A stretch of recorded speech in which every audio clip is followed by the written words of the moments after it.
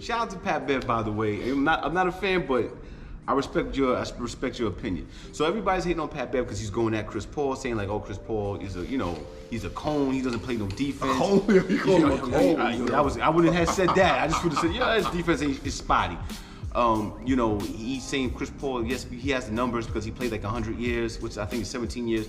But the praise that people give Chris Paul, which I think Chris Paul is great, right, but not the way how people praise him like top 5. No way. No. I'm sorry. And we could get into that whole debate later on. The people are just killing Pat Beverly because they just don't like Pat Beverly.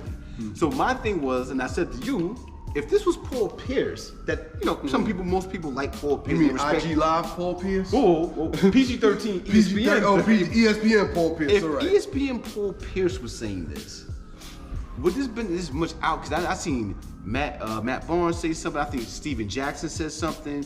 Danny Green, I don't know why you even talking because we still waiting for you to hit an open jump shot. You haven't hit an open jump shot since Spurs. So that I keep moving on that. JJ Redick even went back and forth with him. So my thing was, is it because y'all don't like Pat Beverly and you don't think he has credibility because of his play? Which is fine, it's okay. But if he's speaking the facts, like, listen, I don't get it. Pat Beverly, aka Black Air Force Ones. Oh, that's high top Black Air Force. High top with the strap. He put the strap on. He strapped his joints on. He put the strap on. AKA, yo, I knew Black and Mild. I knew he Black and Mild and Hennessy with the hole in the do-rag. Exactly. So you gotta fold it up a little extra so you don't see the hole. That's him. Exactly. Yo, he was doing defensive drills on the beach in the sand. Oh yes. Timberland, bro. Yes. Like that's not somebody you want guarding you, man. Yes. It's like a wet blanket. Yes. Like you don't want him guarding you. All right, here's the thing. I like it because he's one of those guys that speaks his mind. In an era where everyone is conscious about their brand, their image, I just said it. All of those things. Side of the fence you want to be I like the fact that this is how he feels. He said that the feud goes back to high school.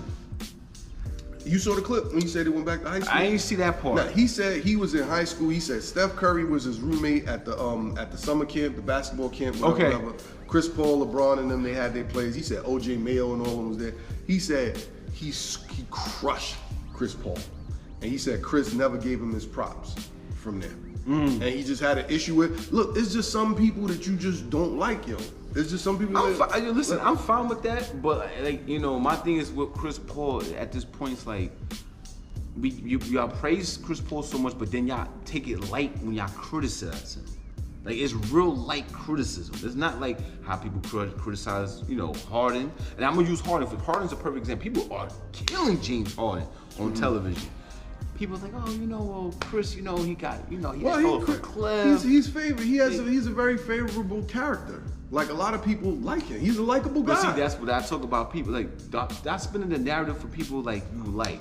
Just keep it 100 all the time. Like, but people, they're gonna let their personal. Who was like that? Like, I think back in the day, when you look at history, Dominique Wilkins was a hell of a player, yo. Yeah.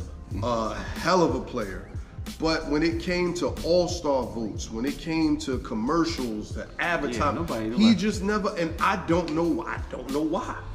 You know what I mean? I don't know. Maybe they heard. We might need a 30 for 30 on Dominique. He might need a 30 for 30 on Dominique. Maybe he was down in Atlanta living at what was it? The what was club? Gold Club down there? I forgot the name. Maybe they heard something of him at the Gold Club. I don't know. Maybe he was chilling with Prime Time too much. No, too much Evander. No, Evander. Chilling with Evander Holyfield. Evander got to turn to. I don't know. Right. Like, Dominique Wilkins, like, what can you say about his game? Well, he made the top 75 list. Yeah, he made top 50. Did he make the top 50? No, he did not. He didn't make the top 50. That's what I'm talking about. Dominique Wilkins, for whatever reason, he never had favor with the media. Then he didn't even have favor with the Hawks, being as though he was getting ready to be a free agent. They traded him for Danny Manning, bro. Injured Danny Manning. Yes, when they had a chance to win. He played on the Clippers, right?